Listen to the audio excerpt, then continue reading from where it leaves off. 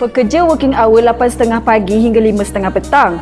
Majikan minta pekerja OT sampai pukul 5 pagi esok harinya. Esok harinya bos benarkan cuti. Macam mana masyarakat boleh bantu dalam kiraan tersebut? Jom saya tunjuk. Kerja 8 jam.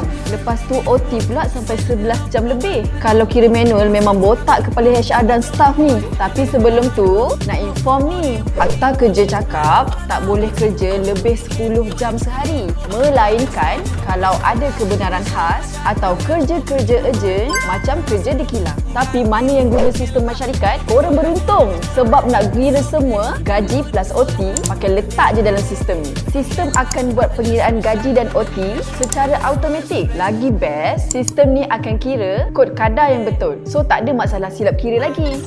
Tak lupa juga, sistem masyarakat boleh bantu buat potongan wajib. So tak payah nak terkial-kial, tapi nak bayar gaji nanti. Tak kiralah anda OT, time cuti ke, time kerja ke, pengiraan OT semua dalam sistem masyarakat. Kalau anda nakkan sistem pengiraan gaji plus OT plus yang boleh buat potongan wajib, anda mesti dapatkan masyarakat sekarang. Berminat untuk dapatkan masyarakat? Klik learn more di bio kami sekarang.